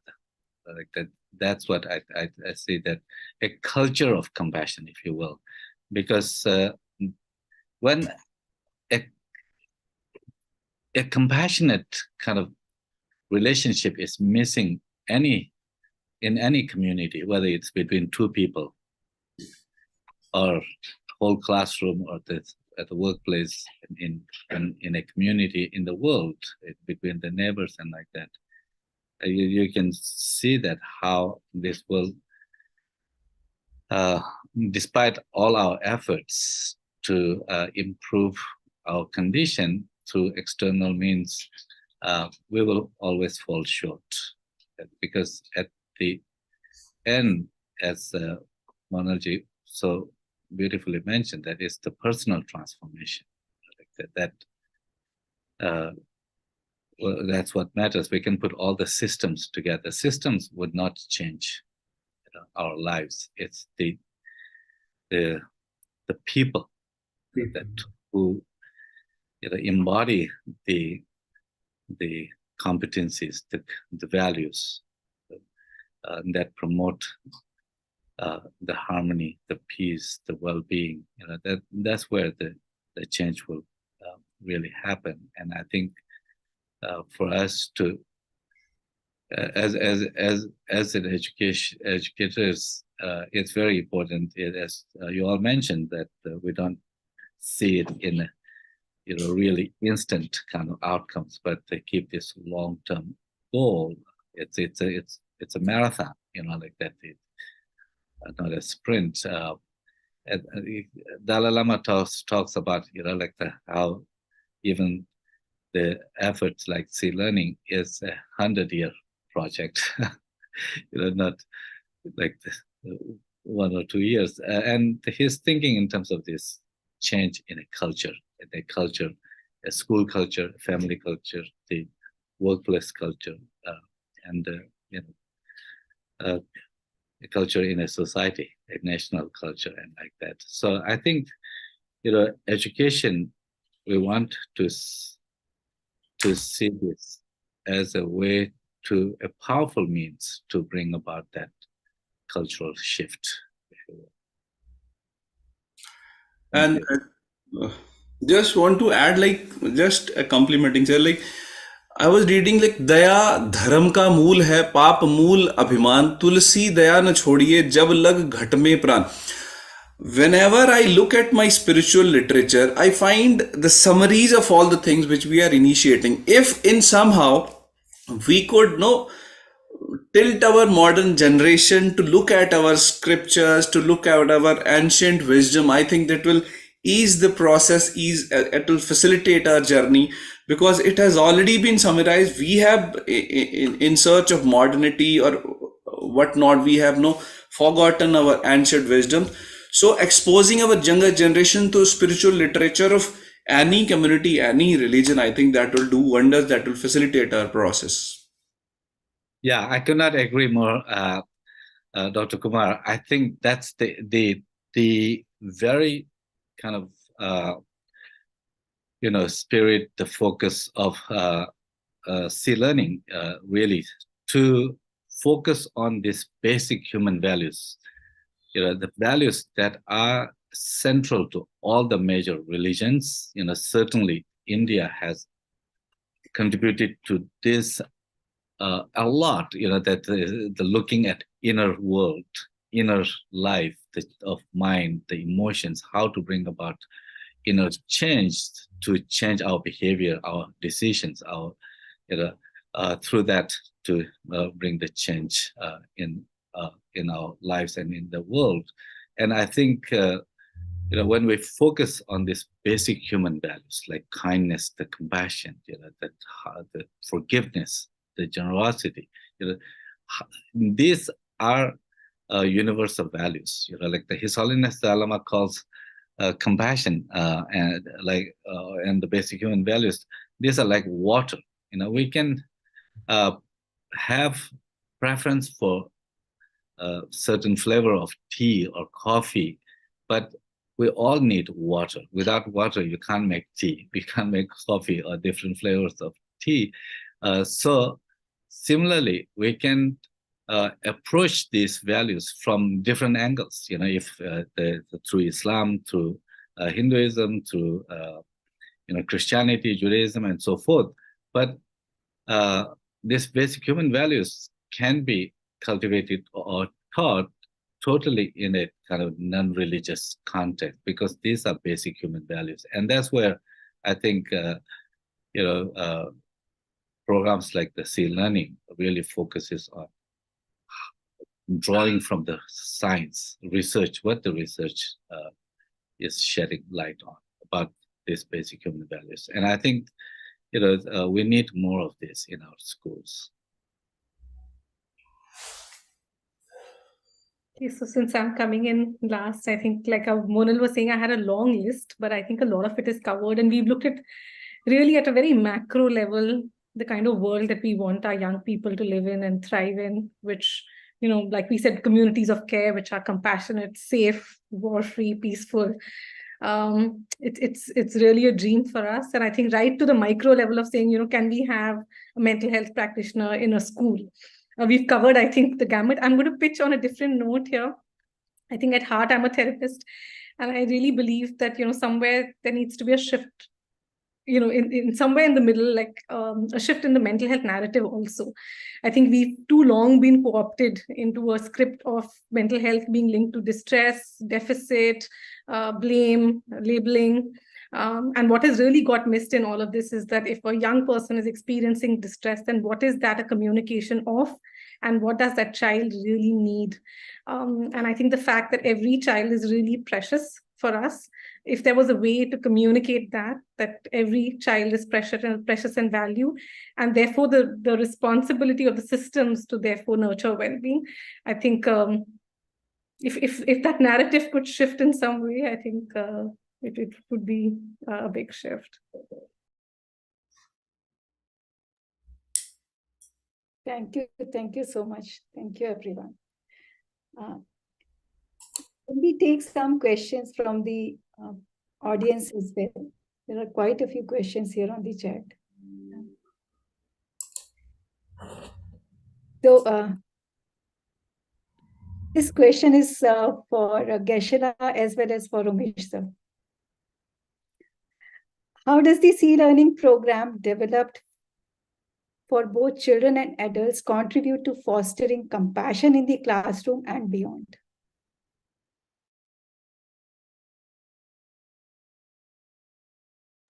Is the question, Anshiji, how Sea Learning is developed?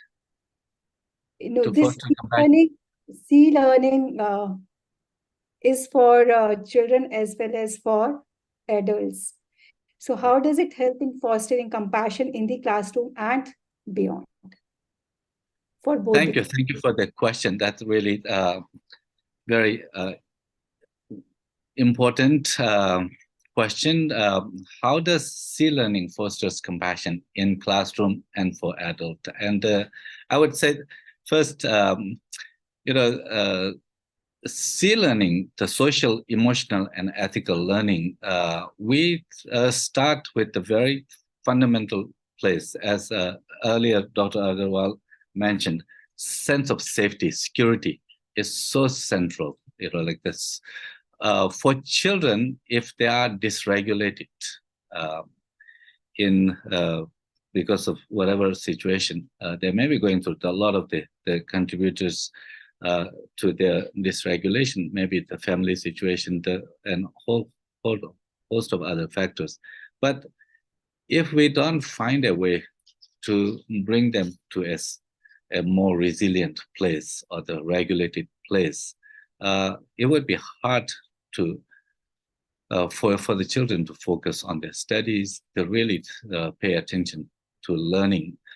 So that's why that in the Sea Learning, we begin by kind of appreciating what the kindness is, the appreciating kindness, what it feels like by students exploring from their own experience what kindness feels like, that what it looks like, and whether it is when they are, when they fell down, a fellow student, helps them get up, or if they don't have a pencil when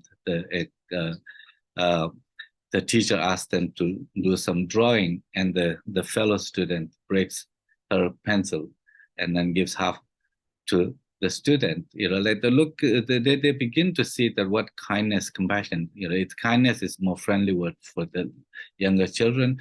what it feels like, and then helping children to draw attention to what it feels like when they, what it looks like, but what it feels like, how it makes them feel. And I think through this, you can see that how children begin to see first the value of kindness, identify and value of kindness, but through personal experience. There is no substitute for personal experience. We can talk about the theory all day, but if it does not connect to our own personal experience, it will not have impact.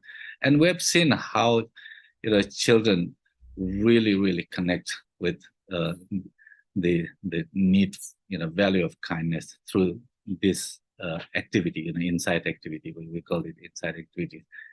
And of course, there are other activities that sea learning provides, where they see the interdependence of us, how we derive benefit from others, from our parents, from our teachers and others. Every need, every food, or the clothing, or every resource that we have, how it actually comes from others. And then when the young children, like the first year, first grade student, they begin to do this interdependence drawing when they put one thing that they really appreciate, like a sweater, and then they begin to map out where this comes from, who gave them, where they, so for the father may have given, and then father got it from the store. Store was kept by many people, and it came from, the people who made the store, and it keeps going on back to the sheep, and that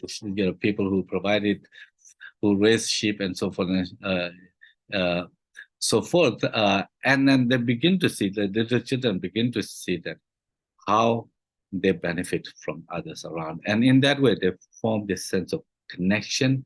But also, that so many children are struggling with mental health issues, as all of you pointed out, particularly with this lack of self-compassion. It is in a culture that is, I don't know much how it is in India, but I suspect that it is, at least in the bigger cities, there is a tremendous set of competition in this, the achievement, the social pressures for that you need to be best, you need to be doctor, you need to be lawyer, the engineer, and do best, or how you need to look like, and so forth. And this kind of culture of achievement, achievement-focused culture, is actually driving children into a tremendous kind of feelings of stress and self-blame, self-hate, that lead to depression and anxiety, or even suicides and like that. So it's sea learning provides a way to have compassion for oneself, self-care and self-compassion through recognition of a common humanity, that we are human beings, not just some kind of super beings.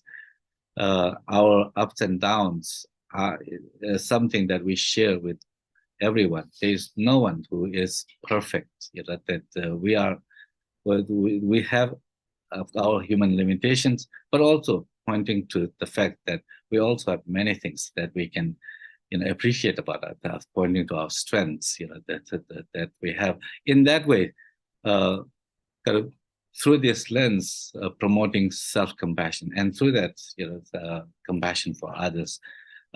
So this is how the sea learning is a very a systematic approach to cultivating compassion and related skills.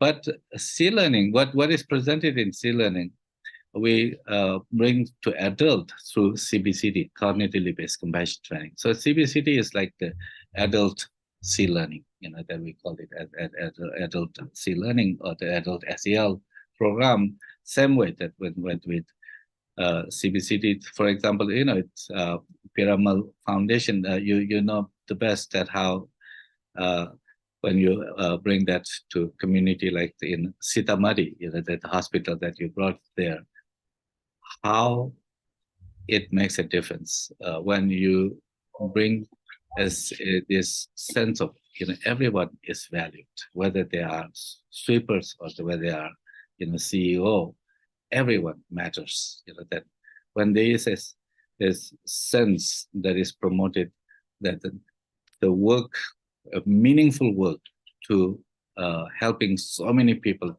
every day is made possible by everyone working together. Each one has a role in making the community a vibrant, a really meaningful community. And that's where that everyone finds that purpose and meaning, and there is a sense of community.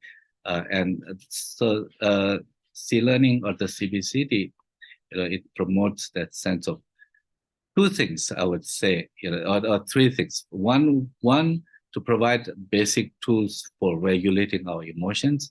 Secondly, it brings a sense of community, through our common humanity, and the sense of our interdependence. These two, again, these are the insights that the ancient Indian tradition has, offered through teachings, through writings. It's a very rich culture that really presents how these key kind of processes of the tools, the methods for expanding compassion,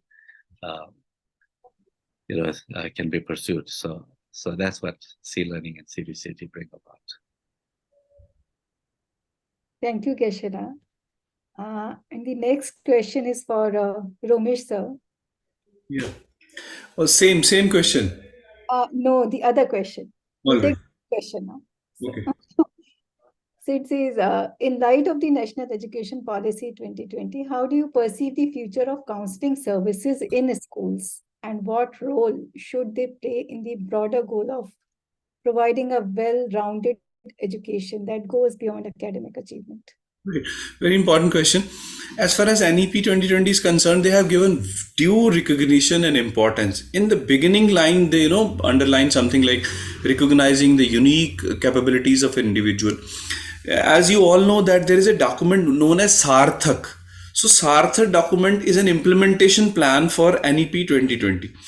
In Sarthak, if you see, I gave a assignment to one of my interns. So what they did, at least 20 times they have written counselors, social workers, counselors, social workers. As I already told, that it is very categorically written that by 2025, there should be counselors in 50% of the schools.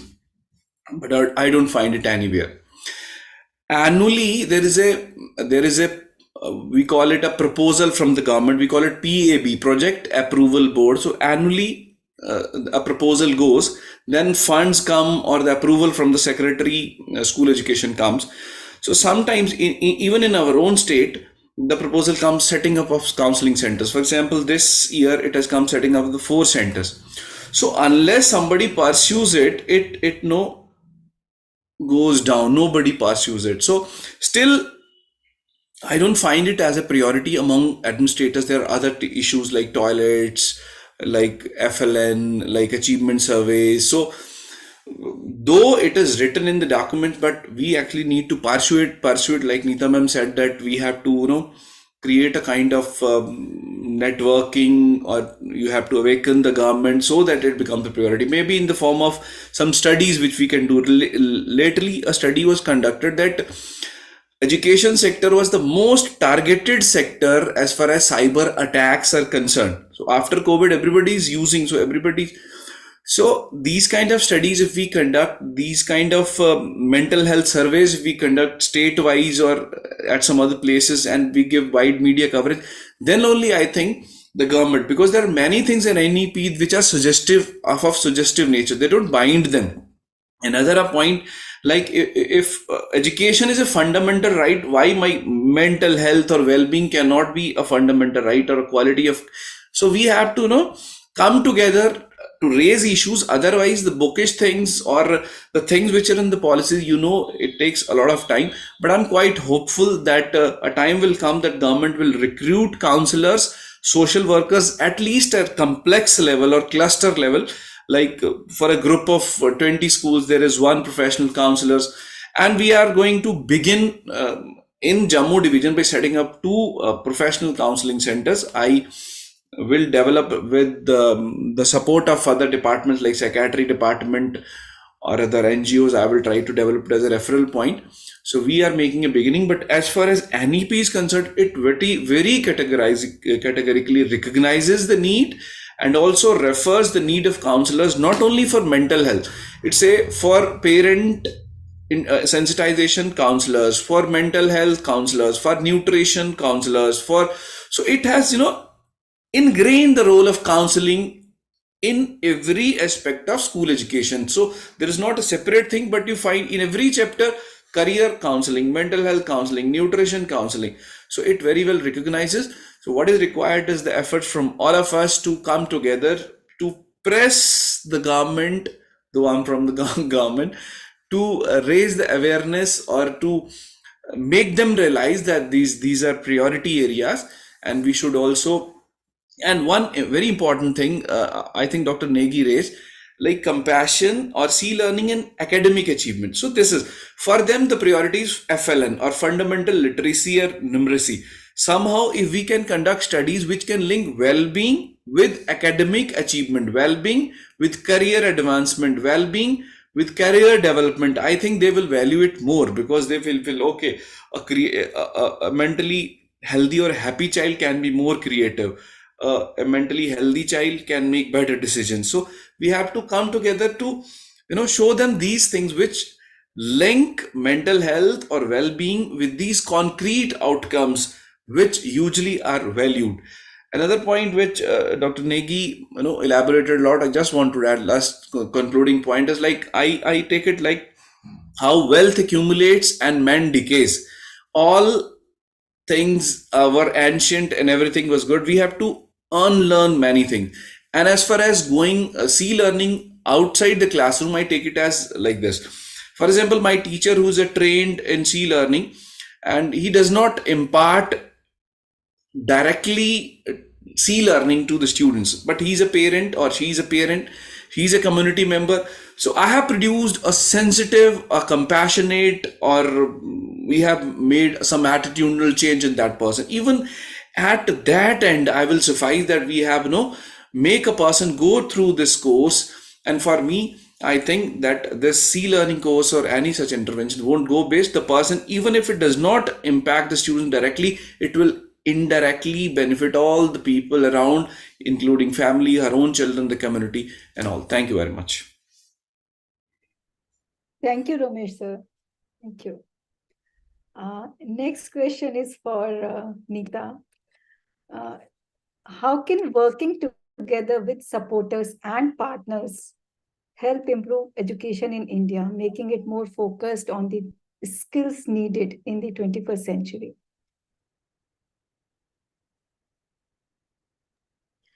I think for me, Anshu, what I'll start with is it starts from a place of intention of saying why we are doing this together, and then building that space in the spirit of learning, exchanging notes, building the ecosystem together. And I feel like where we are, you need more people on that journey, right? So you almost need people who can walk with you along that journey on holistic education. I feel the challenge in education is also who demands this holistic education, right? So one side, we are all trying to supply various innovations, various newer things, like, well, one, it was always there, then it got off, then we are now trying to revive this connection again. And I feel like we are in this service where we are supplying, but how do we also come together to ensure that there's enough demand as well, right? Where system starts demanding that this is what we need. If, for example, I think one of the speakers had said earlier, if the well-being becomes the center of the child, like report card, so if that becomes the center, then all of us are in service of doing that. And then, so it starts from that place to say, we are all serving the child. In order to do this, how do we do it together? And I know Dr. Chetna uses this analogy quite a lot on, if our resources are full or not, right? Are we able to support others if we ourselves are struggling? So I feel like basically, in summary, I would say it starts with a place of intention. It starts with keeping child at the center, then looking in the concurrent circles to say who are the people who are providing for child, and are they full in themselves, right? And that introspection, and then a dynamic interaction between the inner circle and the outermost circle. Right now, there's little interaction between the inner, which is child, and then the system that's outside. So how do we establish a connect which allows the inner core to connect with the provider kind of landscape? Yeah, that's what comes to mind. Thank you. Thank you, Nita.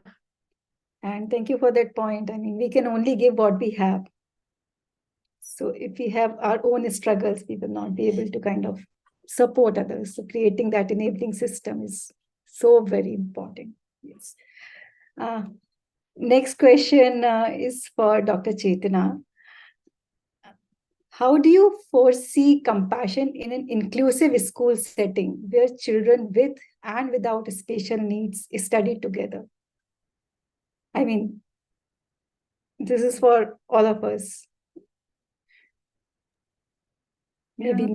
Thank you for this question, Anshu. I think it's a sort of a very layered question. But I think, one thing which is really being highlighted in our conversation about compassion, and I just want to go back and highlight that, is compassion is something which has to be experienced. It's a right brain experience. So if I talk to you about compassion and I try to give it language, it'll only take us that far. So I think, children need to experience it in a safe relationship, and irrespective of the child's developmental age or neurodevelopmental needs, what we're really looking to do is, and this is true for adult to adult interactions as well, that if there is someone on the other side who can mirror my experience, who can mentalize or hold me in their mind and reflect that back to me, then I will have the capacity to make sense of my own experience and regulate myself and have compassion for what I'm experiencing. Otherwise, if there is going to be criticality, judgment, and a gaze that comes from outside, which is going to be judgmental, then that's what I'm going to also internalize. And this is sometimes not explicitly communicated. I don't even have to use words. It's what I do in the presence of someone, which I think all of us in different ways have actually tried to really get to, which is to say that, what are the implications of what we are talking about? So if I go to what Dr. Negi was saying, that at a very contextual level, if the culture itself is that of compassion, and we're looking at a whole system or a collective culture of compassion, that will ensure that even intergenerationally, that compassion is passed down. So this idea of, why it will take 100 years is because it needs to be passed down from one generation to the other. Just the way trauma and adversity experiences, we know that people who experience trauma, the response of trauma is seen in generations after that, multiple generations after that. Similarly, for compassion, there has to be someone who has to experience that compassion as an adult or as a child, and then pass that on to somebody else. And that experience is what is getting passed. So how will that experience happen? It will happen in spaces. So I think what Monal was sharing, that, these spaces that all of us are trying to open up, where we can come together collaboratively, experience transformation, experience compassion from each other, and then we can take it back to the systems that we are part of, whether we are working with children.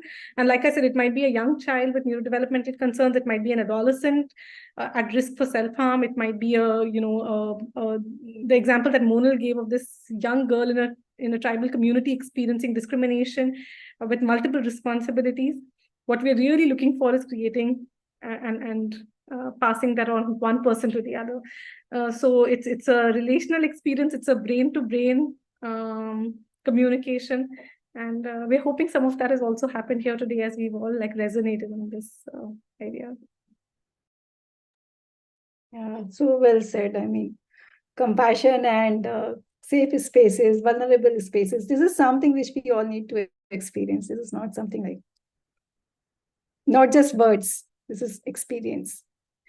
So we can take one more question, and this is for Monal. How can educators effectively nurture 21st century skills such as critical thinking, collaboration, and adaptability to ensure students are well prepared for the challenges and opportunities of the evolving global landscape?